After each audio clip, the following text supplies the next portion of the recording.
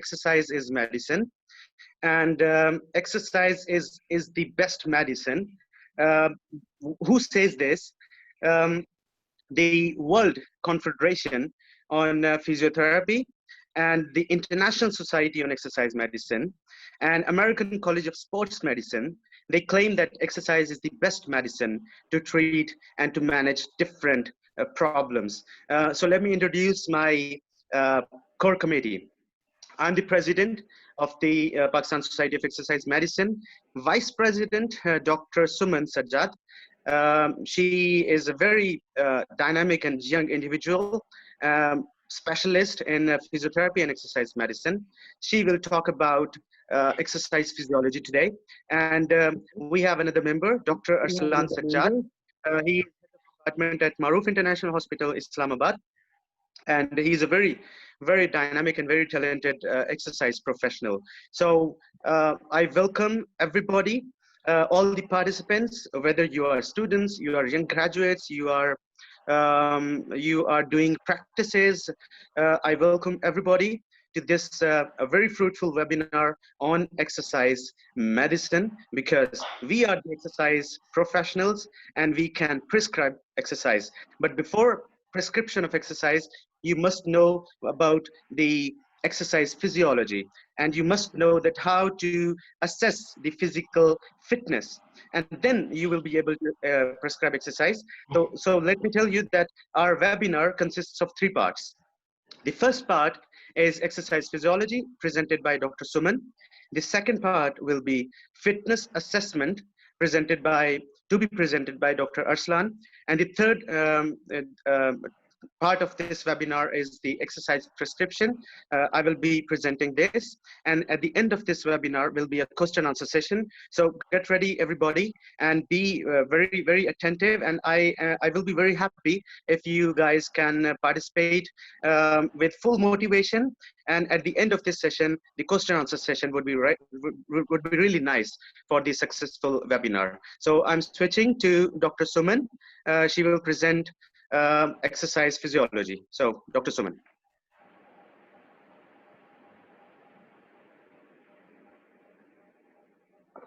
Your camera, your voice, we cannot hear. You have to unmute. Yeah. Hello. Can you all hear me right now? Yes, we can hear you. Clear. Okay. It's me, Dr. Suman Sajid. I'm Vice President of Pakistan Society of Exercise Medicine, and I'm working currently as a lecturer in University of Balochistan. And it's an immense pleasure for me to be a part of this great webinar all the way from Balochistan. As Dr. Rehan told you all about my topics, so it's all about exercise physiology, concept of exercise physiology, and how exercise had its role in different body parts or organs. So let's start with the definition. That is, what is exercise physiology? Exercise physiology is the description and explanation of functional changes brought about by single or repetitive exercise sessions. So it's quite clear from the definition that when we repeat a specific exercise or a specific mode of or type of exercise, the reaction that we gain from that is exercise physiology. Now, what is exercise?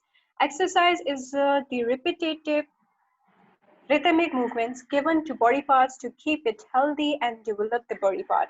So it's worried that how you people are, or how a health professional is treating a specific part or a specific organ for their benefit. So exercise is basically the repetitive rhythmic movements. Now, how we perform exercise as a healthcare professional or as a physiotherapist or as a exercise medicine professionals. So exercise has its 2 different domains. That is, one is the active area and one is passive. So we can divide both the active and passive domains into, again, 4 different categories, or we can specifically summarize them into 4 different categories. That is, active is divided into 4: active free, that is being done by the patient itself, then active assistant, a little assistance is given by the physiotherapist, then is active assistant and resisted. Resistance movement is given by the physiotherapist and assistants as well, and then active resisted movement. Same as goes to the passive movements.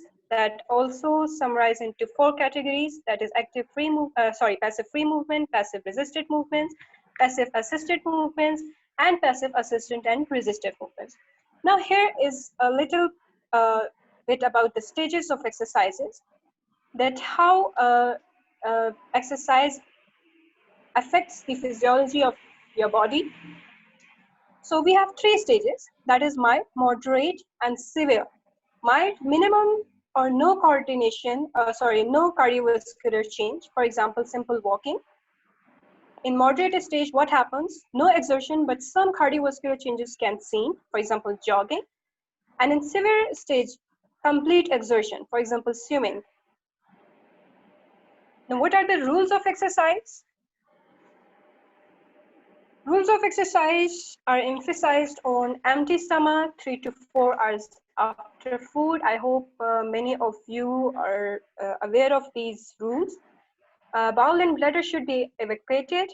Adequate rest in between and after is must. Bath after exercise is compulsory.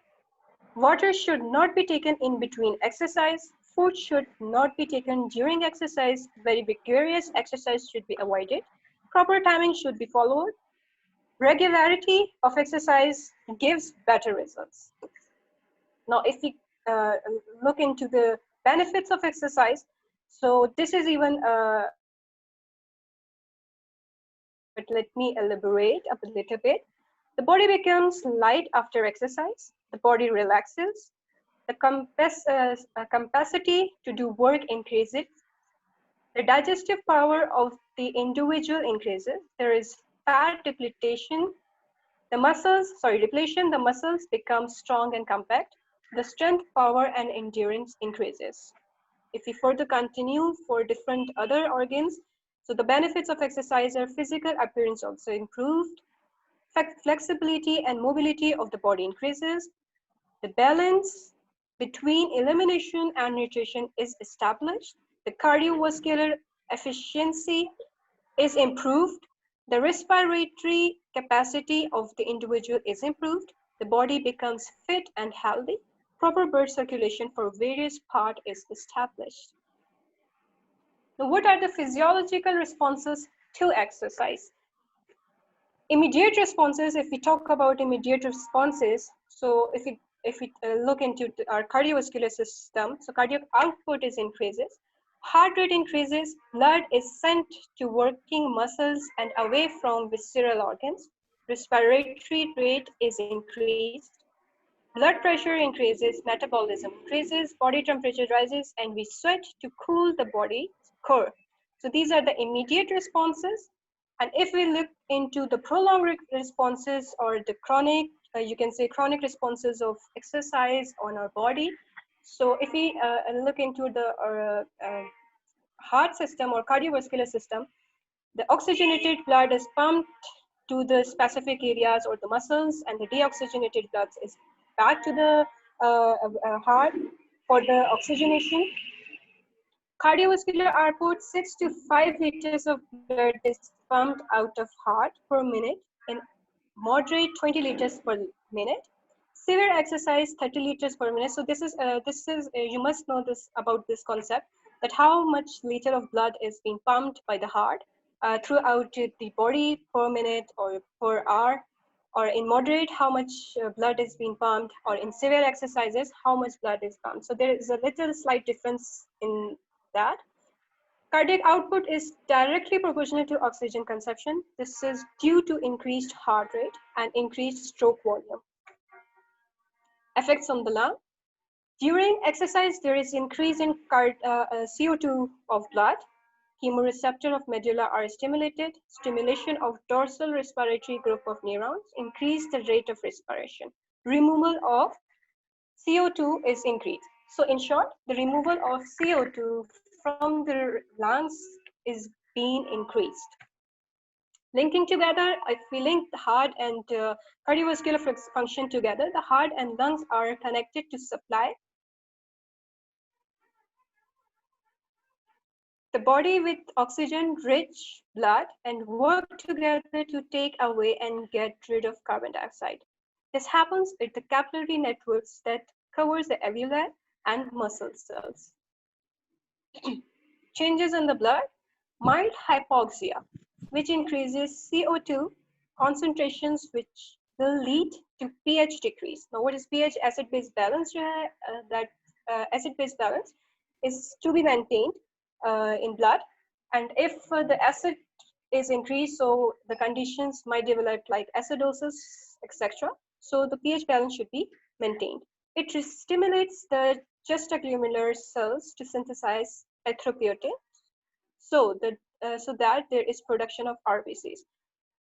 There is increased heat production during exercise, which increases the body temperature. Blood pressure, systolic, the pressure exerted on the wall of the arteries when the heart contracts, and diastolic, if we look into diastolic, the pressure on the walls of the arteries as the heart fills. Normal BP is 120/80. What are the effects of exercise physiology on muscles? Venous return is increased due to muscle pump and respiratory pump. So whenever a specific individual is guided or is told to perform specific exercise, the respiratory rate or the venous return is increased. Vasodilation leads to relaxation of the muscles. In the muscles, and product of metabolism is lactic acid, which is further non-degradable, is also a stimulant for vasodilation. Effects on elimination. Through skin, sweating is improved. Through kidney, urine output is increased. Through lungs, carbon dioxide and other unwanted gases is removed. And through GIT, excretion of feces is increased due to proper assimilation and proper digestion. Now, if we talk about the research articles or what the research concepts tells us about the exercise medicines or the concept of exercise, research has proved exercise to be beneficial in preventing lifestyle. That is known by everyone, but here the concept is that we don't follow exercise. What we do is we go for the invasive procedures, we go for the non-invasive, because that exercise can improve our overall lifestyle. We all are in Pakistan. If we talk about Pakistan, 70% of individuals are in sedentary lifestyle, unless or until they are not being diagnosed by some sort of NCDs or any other chronic diseases, and are being or told by their healthcare professionals to start performing exercise, they all are living with the sedentary lifestyle. So if we implement the concept of exercise in lives from today, definitely we will improve our lifestyles as well. Why take drugs for problems that may be helped by exercise, sleep, sunlight, and other natural remedies?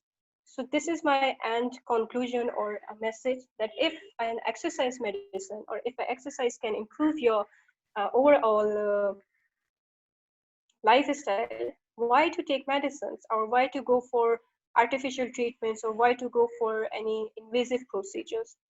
Conclusion: when exercise is done regularly, following all precautions and done systematically, it is beneficial to maintain a good physical and mental health. And if we talk about the mental health, it is also improved by exercise. It's not only about the physical abilities. Exercise done without proper method and precautions, by not giving proper dietary supplementations, can be harmful to the body. One important aspect always forgotten during exercise is proper sleep, rest, and relaxation. So here comes the conclusion, that if you are performing any exercise, or if your healthcare professional or a physiotherapist is asking you to perform exercise, keep in mind that with exercise, you have to maintain your sleep patterns, your rest patterns, and your relaxation techniques to get the accurate benefits of exercise. Thank you so much.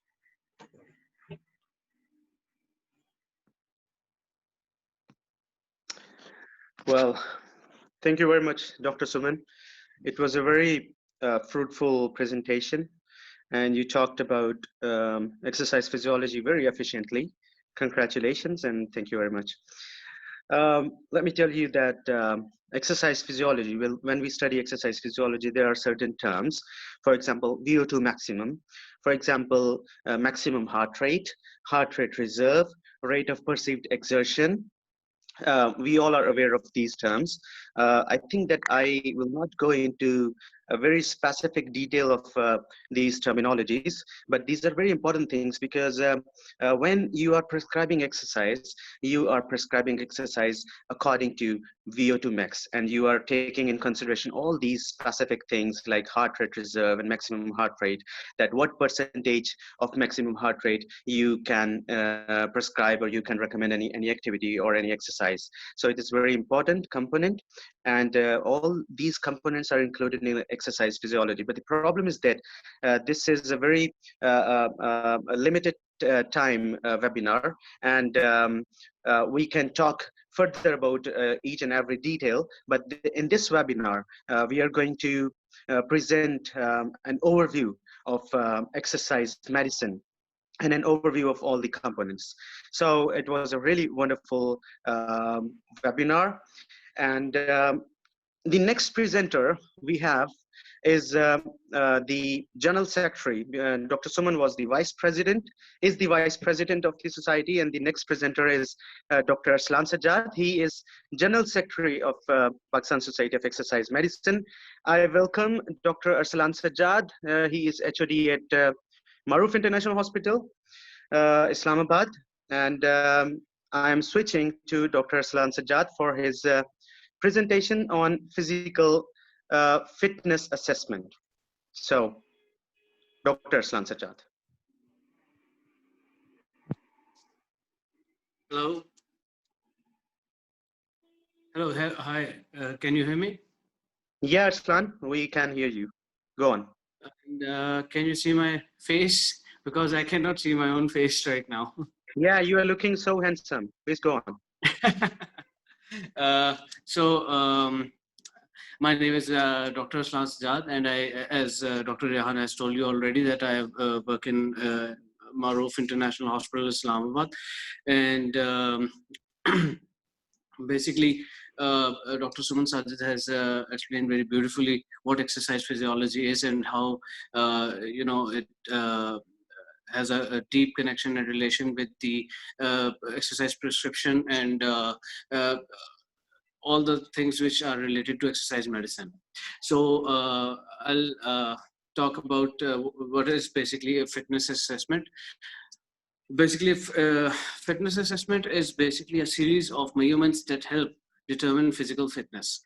So it's basically a combination of all the fitness related things.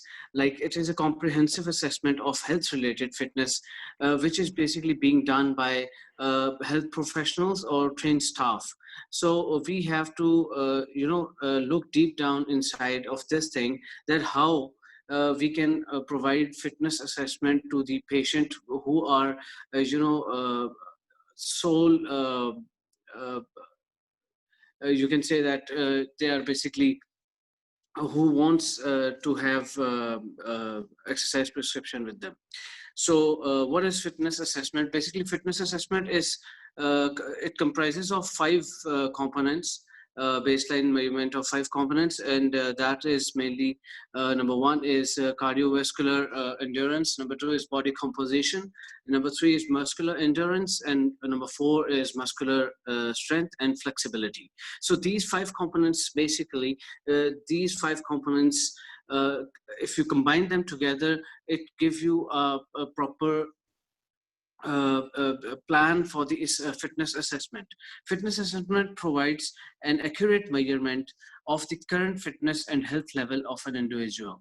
So basically, when as Dr. Rehan will tell you about the exercise prescription, but prior to that exercise prescription, we have to tell and we have to gauge the patient so that the patient can work very cohesively with us. And for that, we have to definitely go through him for the fitness assessment.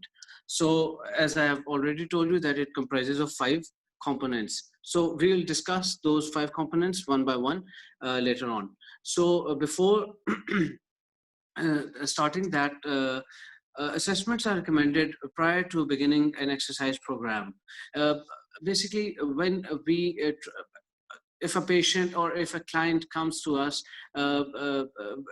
which has a which that patient has a potential for the for prescribing a exercise medicine, so we have to basically gauge that patient at least 6 months prior to that, prescribing him for the exercise medicine. These tests are often the starting point for designing an appropriate exercise program. Basically, these tests, these all components are basically are the starting point, or defining point of a person, or so that we can give him exercise medicine. So basically, what are the objectives of exercise medicine? We have to very clearly understand that there are few objectives which we can have for fitness assessment of a patient. Number one would be to determine the health status and physical fitness of an individual through the assessment and of the 5 components of the fitness. So to help and develop an effective fitness program, definitely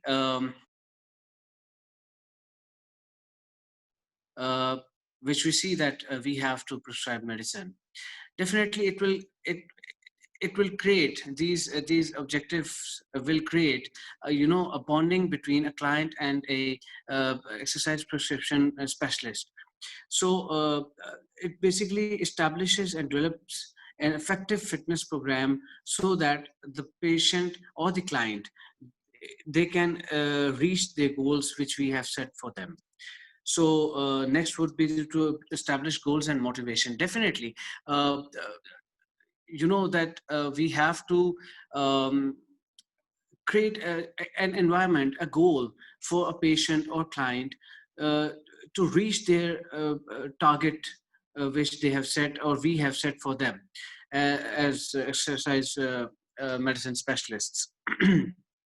And it will definitely create some motivation in between the relation of exercise physical specialist and exercise therapist and the patient. So next would be to evaluate progress. Definitely, when we set a plan, we set a plan or we set a goal, we definitely have to have a series of progress evaluation programs, so which we can understand the evaluation or progress that whether the patient is or client is heading towards the right direction or not. So we have to keep this in mind. Last would be to identify the strengths and weakness in relation to the physical fitness. So next on, fitness assessment. As I already have told you enough about fitness assessment, I'll tell you very shortly that this fitness assessments are basically referred to as fitness evaluations or fitness assessments. These fitness assessments include a series of measurements that help determine the health status and physical fitness of an individual. Basically, the process of this evaluation is to have an optimum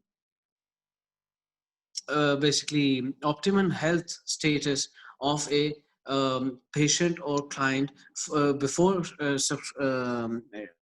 subscribing him to the this exercise prescription. So as I already told you before, that fitness assessment is comprised of 4 or 5 components. Number one was cardiovascular endurance. So I'll try to tell you briefly that what is cardiovascular endurance. I hope that you all will be knowing these things before, but still just to recall and just to make you remember all those points, we are going through this. So cardiovascular endurance assessment. What is cardiovascular endurance assessment? It is basically a resting heart rate assessment, indicator of aerobic fitness and cardiac efficiency. Aerobic fitness, as you know, that it involves those activities which allow enough of air exchange in you, or those exercises, those are basically considered as aerobic exercises or aerobic fitness. Cardio-respiratory endurance, the ability to perform large muscle dynamic exercise of moderate to high intensity for long, prolonged periods. Cardiovascular endurance is the ability of the heart, the blood vessels, and the respiratory system to provide the required oxygen and fuel to the muscles. Basically, it is, as I have already said you, and I have already told you, that cardiovascular endurance is basically it's the ability of the heart, of the blood vessels, the respiratory system. It's all composed of all these things, which require oxygen. And why muscles require oxygen? Because it is basically the fuel of muscles, which basically make them work all together and again and again. So carrying on a particular exercise for a specific period of time at a steady heart rate. So next, as Dr. Rehan also told you that about VO2 max. So we are going to discuss about that. Maximum oxygen consumption test, VO2 max, maximum oxygen consumption of VO2 max is basically an indication of an individual's cardiovascular fitness. I guess you understand what I'm trying to say here, is determining an appropriate maximum heart rate in a fitness assessment should also take into account blood pressure.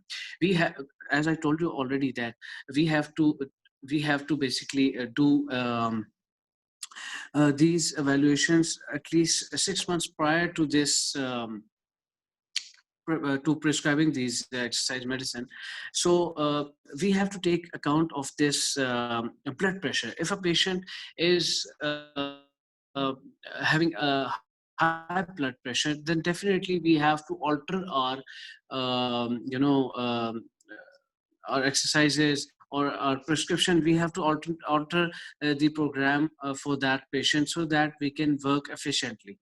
A person with high blood pressure should be evaluated by a physician, definitely, because a physician can, tell us better that for what purposes the patient is having a high blood pressure, and definitely we cannot continue with high blood pressure with the patient to proceeding with an exercise program. So next on, another common test in a fitness assessment is aerobic fitness.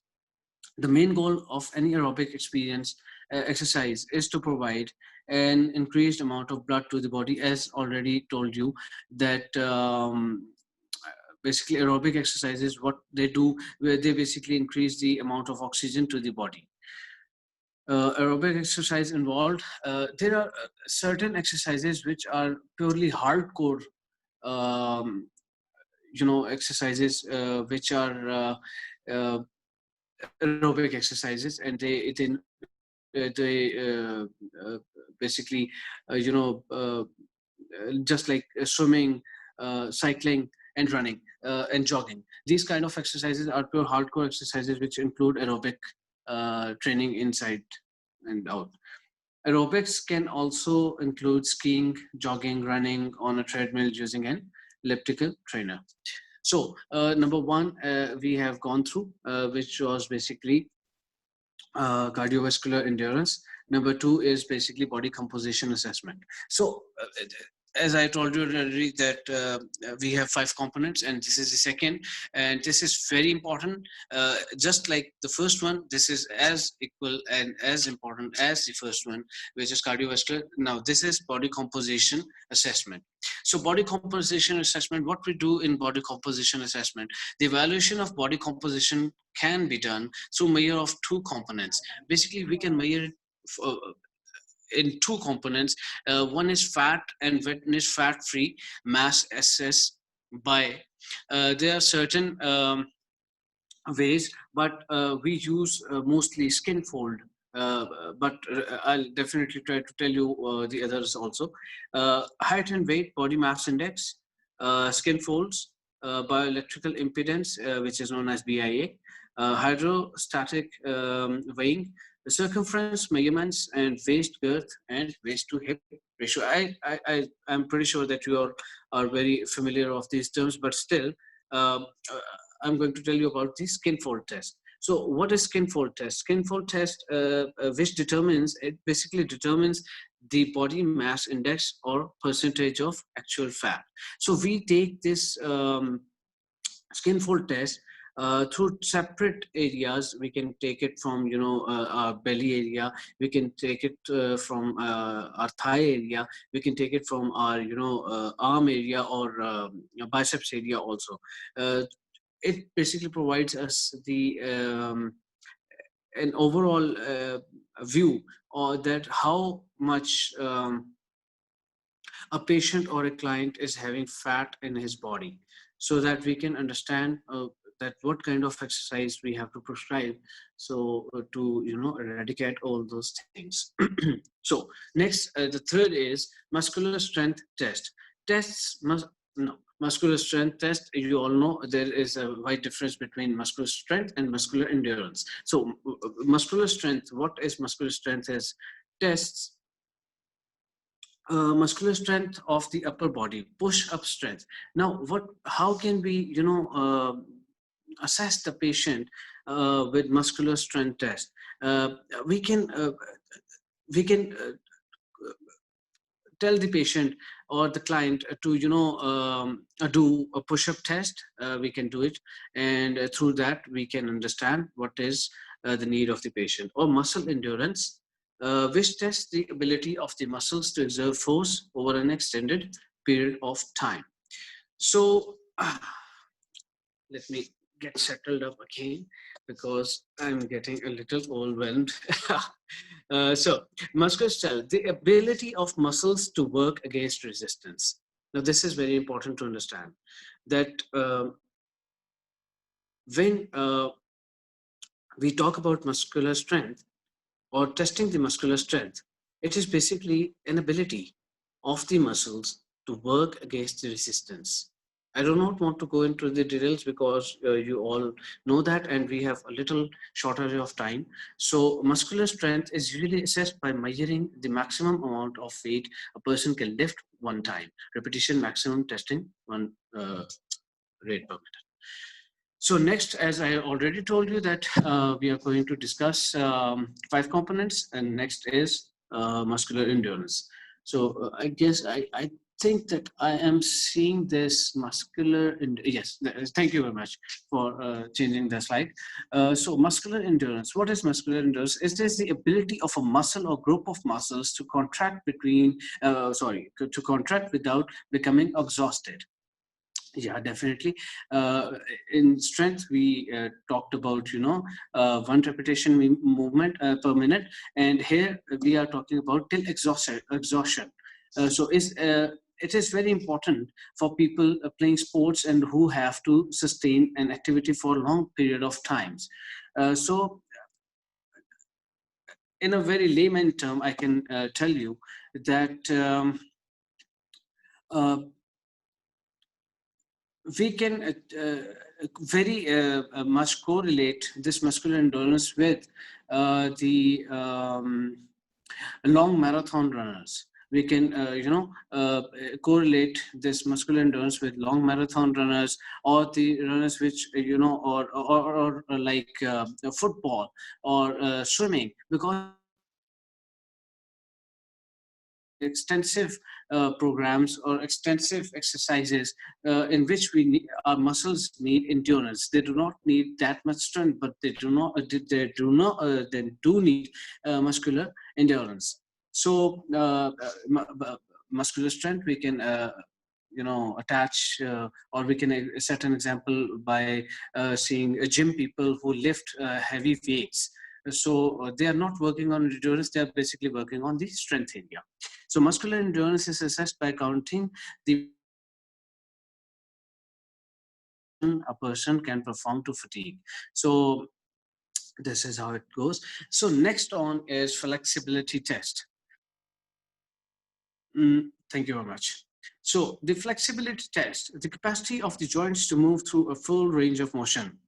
If you remember, we used to study, or our teachers used to tell us that about goniometer and all those, inclinometer and all those things. So what was the purpose of those things? Of the patient or the client. That was the basically function of goniometer. So that means that if we are talking about the flexibility, definitely we have to, see that we have to have a full range of motion, or it is the capacity to check the full range of the joints of the motion. It is basically the ability to bend and recover without injury. Definitely, if we flex our knee to the maximum capacity and extend it, and it goes without pain, so then definitely we have a very good range of motion, and we are good at flexibility test. So flexibility is an important component of fitness and physical performance. Evaluates flexibility of low back and posterior leg muscles. So there are tons of examples which we can correlate this flexibility test to, like back stretch, knee stretch, hip stretch. So all these things are correlated. As you can see in the current picture, this woman is, the trainer is basically making her flex her leg and this back area. So these kind of exercises we are going to count in flexibility. So warm up and flexibility. Now, you have to understand this very clearly, that the warm up and flexibility, they are just like directly proportional to each other. If you have to start a workout, or if you have to start, if your exercise therapist prescribes you any medicine, any exercise prescription, you have to understand this thing, that you have to go through a warm-up activity. So, why? Because it basically is necessary to prepare the body for vigorous physical activity, because they increase performance and decrease the risk of muscular injury. So you have to understand this, that it has a very, very great impact before the exercise. So I have basically made a sample for balanced fitness program. So you can well imagine and well understand that how does it work. This is a sample. I think you are having it on your screens. Kindly, if you seeing my face, so you shift to that sample. So Monday, Tuesday, Wednesday, Thursday, and Friday. So these are basically 5 days. So 5 days, what will you do? You'll basically do 5 minutes of warm-up activity. As I already told you, that it is very important and necessary for a patient or a client that they should go through warm-up activity before. So next is definitely after warm-up, they have to do 45 minutes of aerobic activity. And aerobic activity, as I told you, you can do swimming, you can do running, you can do jogging, you can do skipping, you can do skiing, you can do skip roping. So all these activities, and tons of but I have some names with me, so that's why I recalled that. So necessary. So next, Tuesday, Thursdays, and Saturday, 5 minutes again for warm-up activity, 30 minutes of resistance training. Now, before for 5 days, yes, we did for aerobic activity, and for 3 days we went for resistance training. 10 minutes of cool down again. You have to remember 5 minutes of warm-up activity, and then the actual workout, and then after that you have to cool down. Saturday and Sunday you can go for hiking with your family, with your friends, anyone you want. You can go hiking, you can do biking, you can go for swimming, as you have plenty of time with your family and all those, so you can do that. Health professional, now what does health professionals recommend as for physical activity program? This includes basically aerobic exercise, resistance exercise, flexibility and balance exercise, and exercise programs specially designed for older individuals. So aerobic exercise provides health benefits, moderate physical activity, about 30 minutes or 10 minutes exercise daily is recommended by most of the fitness professionals. Basically, when we, come into professional or career life, we stop giving ourselves uh, a time which is very much needed. At least we can give an hour to ourselves daily from our 24 hours. And if we do not find that time, uh, then that's a pretty shame for us. I think we all should understand the importance before prescribing all these things. We should at least do it on our own selves so that we can understand what is the importance of these things. So next is resistance exercise that increase muscular strength and endurance is recommended. 8 to 10 exercises that stress the major muscle group of the body at least twice a week. Flexibility and balance exercise activities that help increase flexibility 2 days a week for 10 minutes is recommended. And number 4 is final, which is exercise programs especially designed for older individuals should based on physical fitness level and health status.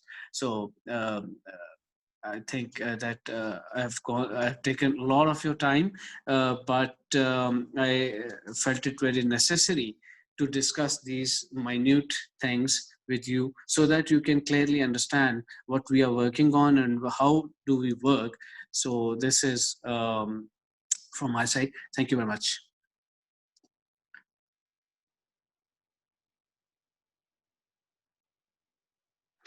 Well, thank you very much, Dr. Arslan Sajjad. It was really nice and informative presentation. And I really appreciate your efforts, and I really appreciate the efforts of HPA for organizing such sort of webinar. So coming to the next presentation, which is exercise prescription. So I would like to talk about exercise prescription. I know that you have an overview of exercise physiology and physical fitness assessment, because these are very important components. Then we head forward towards exercise prescription.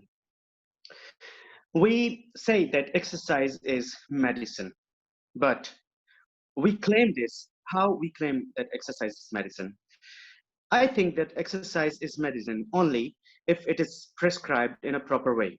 Just like a cardiologist prescribes medicines for a patient having problem with heart. In the same way, we prescribe exercises for different neuromusculoskeletal problems.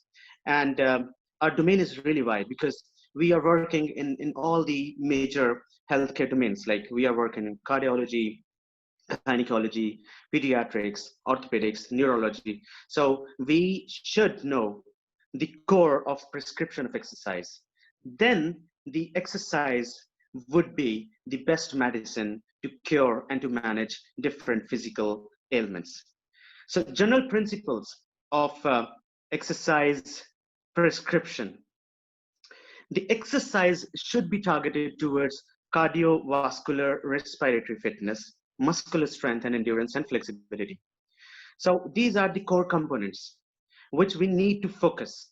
So if we talk about cardio-respiratory fitness, we should know about the key things involved in cardio-respiration. If we talk about muscle strength, we should know about the muscle strength, the muscle spindle, the nerves, everything. And if we talk about strength and endurance and flexibility, we should know the capability of neuromusculoskeletal system in this regard. And there are some principles called overload or specificity and compliance. These are some specific things we need to understand. And we need to enhance physical fitness. We are here to promote health and to ensure the safety during exercises. So next, coming towards the component of exercise prescription. So there are some components component is the duration. Duration is the total number of weeks or months in which an exercise session is carried out.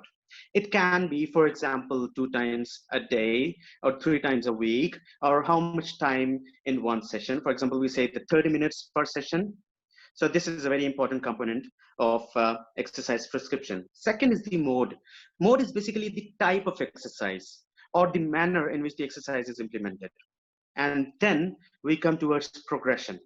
Progression means progressive overload can result from an increase in the frequency, volume, or intensity of an exercise. So there is a thing which is called overload. So we should focus on the frequency, volume, and intensity very carefully, depending upon the specific condition of the patient. Otherwise, we can see overload, or we can see further problems. And one or more of these variables may be manipulated at one time. And reducing rest intervals between sets of an exercise can also increase intensity. So we should be very careful setting the time, duration, and the intensity and the frequency while prescribing exercises. So next slide is exercise prescription. And the source is American College of Sports Medicine. Because American College of Sports Medicine is working hard and has made many exercise prescription modules and guidelines.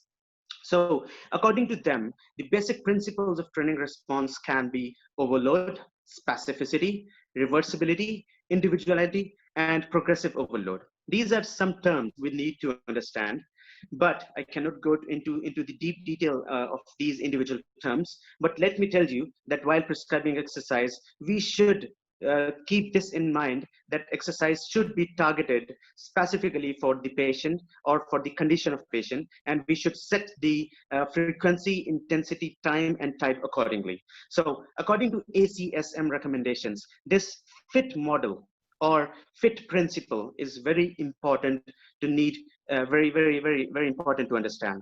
And moderate program incorporate all components of fitness is better than intense program in only one. So what are the components of fitness? The components of physical fitness training can be aerobic, muscular, weight loss, flexibility. We can work on these components based on this FITT model or FITT principle. So what is FITT principle?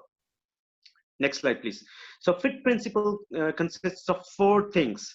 FITT, it's frequency, intensity, type, and time.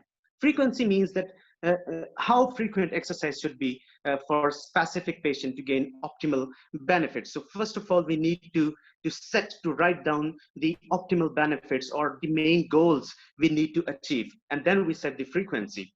Frequency can be 2 times a week or 6 times a month. For example, we are working with the ACL reconstruction rehabilitation. So we know that ACL reconstruction rehabilitation program consists of a rehabilitation for 5 to 6 months. So we set the frequency accordingly. And if we are dealing with simple ligamentous sprain, then we set the frequency accordingly. Can be moderate, can be high, and it depends on the type of patient and activity. So it is also a very important component. Type is what type of exercise or what type of training we are prescribing, and it should reflect goals, skill level, and enjoyment. And time is accumulative minutes of exercise. For example, we say that one session should be 40 or 45 minutes or 60 minutes duration. So it further depends upon the attributes or physical attributes of the patient. So going forward towards exercise prescription. So I'm giving you an example of an exercise prescription. And in this is a general example. Then I will further go to the specific details. So in this general example, mode can be aerobic, can be strength training, can be flexibility, and can be warm up or cool down. And the frequency, duration, intensity, and progression, these are set accordingly. So coming to the next slide, which is hypertension exercise guidelines by American College of Sports Medicine. So this is specific exercise prescription for the patient having high blood pressure or hypertension. So the recommended exercises are aerobic exercises and resistance exercises for such patients. So we say that we talk about frequency, intensity, and time and type. So if we talk about frequency, and we say that for aerobic exercise, preferably all days of the week, we perform aerobic exercise. But resistance training or resistance exercises for this case should be prescribed or recommended 2 to 3 times per week. These are some recommendations. So for aerobic exercise, the intensity should be moderate, 40 to 60% of heart rate reserve. So what is heart rate reserve? We know that there is a maximal heart rate, which is called heart rate maximum. This should be, or we say that this is 220 minus age. For example, if somebody is of 20 years of age, then his maximum heart rate can be 220 minus 20 equals to 200. Okay, so 40 to 60% of heart rate reserve. So heart rate reserve is maximum heart rate minus resting heart rate, and resting heart rate should be 40 to 60 beats per minute. If we minus the maximum heart rate minus this resting heart rate, then the result is heart rate reserve, and the 40 to 60%, because this is a moderate intensity. And the other thing is 11 to 13 RPE. RPE is rate of perceived exertion. We should consider this exertion thing because we are dealing with the patients, and we should avoid different post-exercise complications. And there is another term, RM, repetition maximum. So in resistance exercises, the intensity should be 60 to 80% of 1 repetition maximum. So these are some specific terms which we need to understand. Time. For the hypertensive patient, if we are performing aerobic exercises, time should be 30 to 60 minutes per day. But if we are offering the resistance training, the time should be one set exercise of at least 8 to 12 repetitions for each exercise. All right. So the type. So aerobic exercises can be jogging and cycling and swimming, but the resistance exercises should be exercise either using machine, weights, or free weights, should involve the major muscle group. So these are some components, and progression should be gradual, avoiding large increase in any of this FITT component, especially intensity of exercise. So I think that the most important component is intensity of exercise.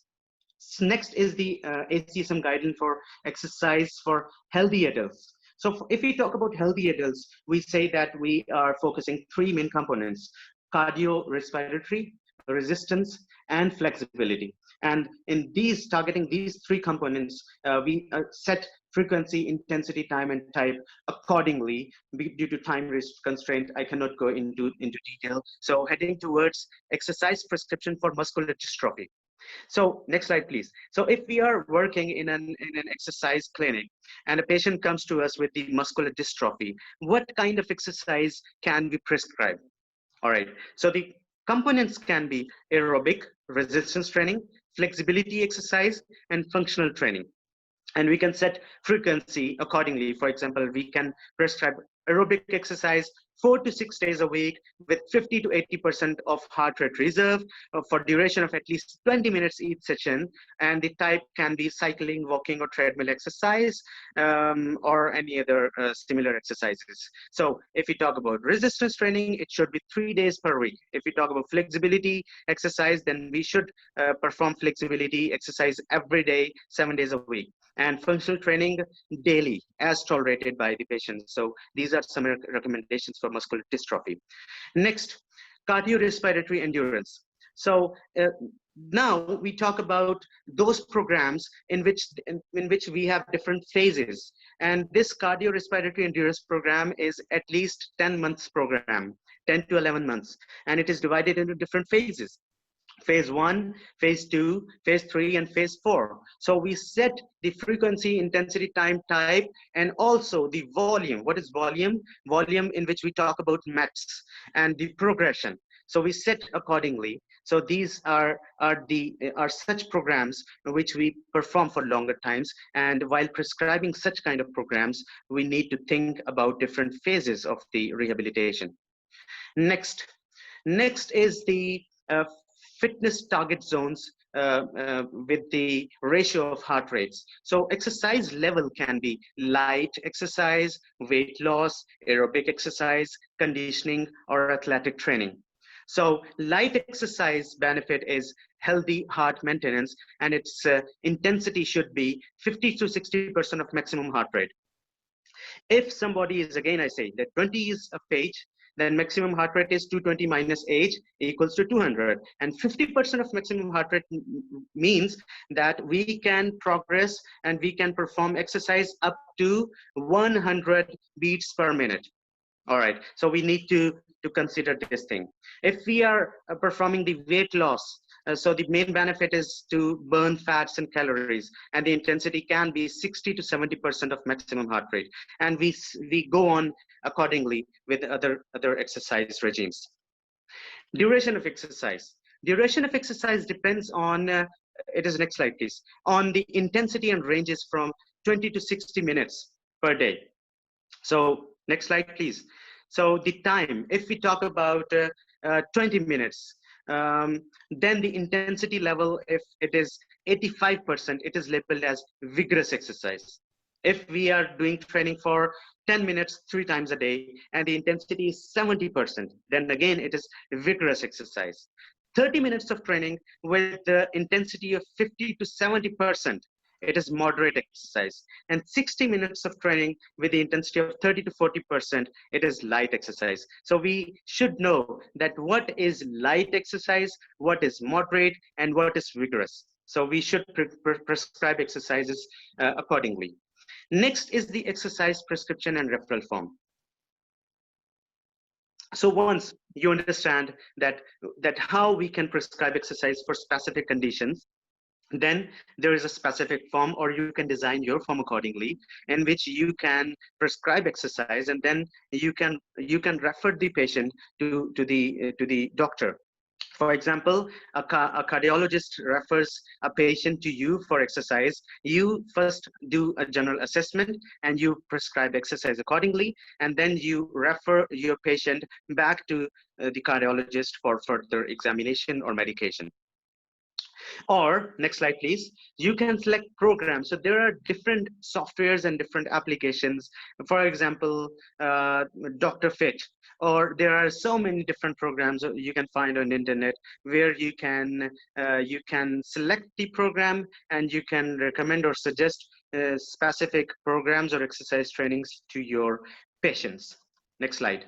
Or you can simply write the exercise down on a paper, and you can write it down according to frequency, intensity, time, type, and progression and volume, and then you can give this prescription to your patients, and then regular follow-up is very important. And next slide please. Then you also need to practically demonstrate the exercises, as shown in this picture, that there was a group of old age people living in a nursing home in Lahore, and we performed some exercise regimes, and we prescribed exercise, this demonstration. So it is also very important. Next slide, please. So this is our team, Pakistan Society of Exercise Medicine. The purpose to show you is this is that you are all welcome to join this Pakistan Society of Exercise Medicine, because this webinar was just an overview of exercise medicine, but you can learn more and more if you join our further programs, or if you want to join our society as a member or as a delegate. And it would be very beneficial for the society and for all of you as well. So next slide. Thank you very much to the presenters who presented in this webinar. Thank you very much to all the participants for your patience. And thank you to HPA for arranging such a wonderful webinar. So I'm happy